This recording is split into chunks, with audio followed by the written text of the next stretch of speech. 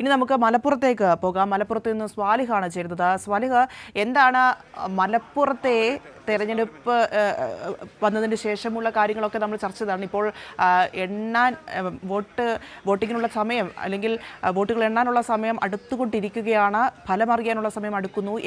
എവിടെ നിൽക്കുന്നു? അവിടുത്തെ നടപടികളൊക്കെ എവിടെ വരെ എത്തിയിട്ടുണ്ട്?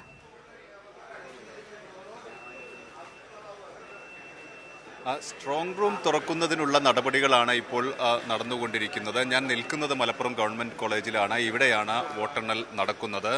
14 ടേബിളുകളാണ് ഒരു നിയമസഭാ മണ്ഡലത്തിനായി ക്രമീകരിച്ചിരിക്കുന്നത്. ഏറ്റവും കൂടുതൽ ബൂത്തുകളുള്ളത് മലപ്പുറം നിയമസഭാ മണ്ഡലത്തിൽ തന്നെയാണ്. ഏതാണ്ട് 10 മണിയോടെ തന്നെ കൃത്യമായ ഫലസൂചന നമുക്ക് മലപ്പുറത്തിൻ്റെ ഒരു ചിത്രം നമുക്ക് വ്യക്തമാവും. കഴിഞ്ഞ ദിവസങ്ങളിലെല്ലാം തന്നെ നാം ചർച്ച ചെയ്തതുപോലെ ഇരു മുന്നണികളും വലിയ പ്രതീക്ഷയോടെ നിൽക്കുന്ന സ്ഥലമാണ്.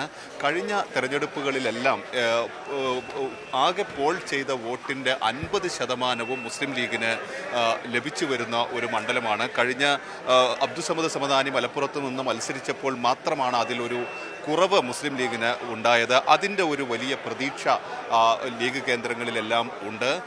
അതേസമയം തന്നെ പുതിയ രാഷ്ട്രീയ സാഹചര്യങ്ങളിലാണ് ഇടതുപക്ഷം മലപ്പുറത്ത് പ്രതീക്ഷ വയ്ക്കുന്നത്. ഏതായാലും നമുക്ക് ഒരു 9 മണിയോടെ ആദ്യ ഫലസൂചനകൾ ലഭിച്ചു തുടങ്ങും.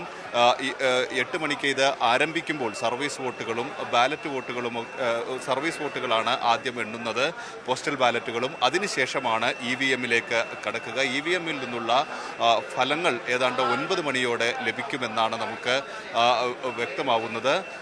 ഒരുക്കങ്ങളെല്ലാം തന്നെ പൂർത്തിയായി കഴിഞ്ഞിരിക്കുന്നു. കൗണ്ടിംഗ് ഉദ്യോഗസ്ഥർ ഹാളിലേക്ക് കടന്നുകൊണ്ടിരിക്കുന്നു. ഓരോ നിയമസഭാ മണ്ഡലത്തിനും 14 ടേബിളുകൾ വീതം ക്രമീകരിച്ചിട്ടുണ്ട്.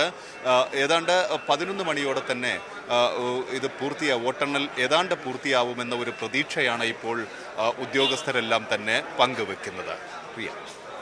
ശരി, മലപ്പുറത്തും എണ്ണാനുള്ള നടപടികളൊക്കെ ആരംഭിച്ചു കഴിഞ്ഞു. വോട്ടെണ്ണൽ കേന്ദ്രങ്ങളൊക്കെ സജ്ജമായി കഴിഞ്ഞിരിക്കുന്നു.